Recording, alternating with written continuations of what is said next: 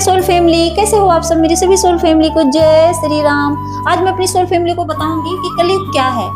कहते हैं कि कलयुग में अज्ञान, अधर्म और अहंकार ये बहुत ज्यादा हाई हो जाएगा। कहते नहीं, बहुत ज्यादा उग्र हो जाएगा। अधर्म बढ़ेगा, अज्ञानता बढ़ेगी, अहंकार बढ़ेगा, इसको कहते हैं कलयुग। लेकिन ये चीजें मैं नहीं मानती। अब पूछो कैसे नहीं मानती? क्योंकि सोचिए, अगर कलयुग में ये चीजें हो रही हैं तो क्या त्रेता युग में नहीं थी? अगर त्रेता युग में नहीं होती तो रावण इतना बड़ा कांड क्यों करता? रावण के अंदर इतनी अज्ञानता थी कि वो समझ ही नहीं पाया कि जिसको मैं हरण करके लेके आऊं हमारी आदि शक्ति है।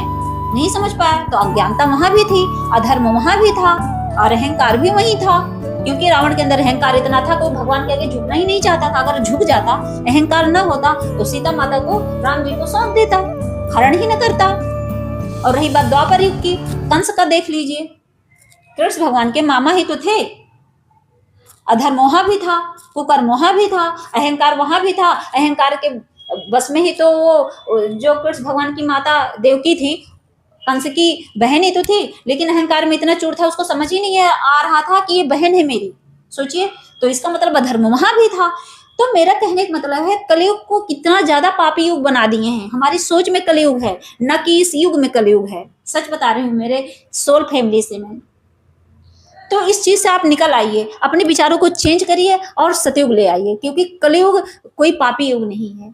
जय श्री राम, जय नीम करोली बाबा।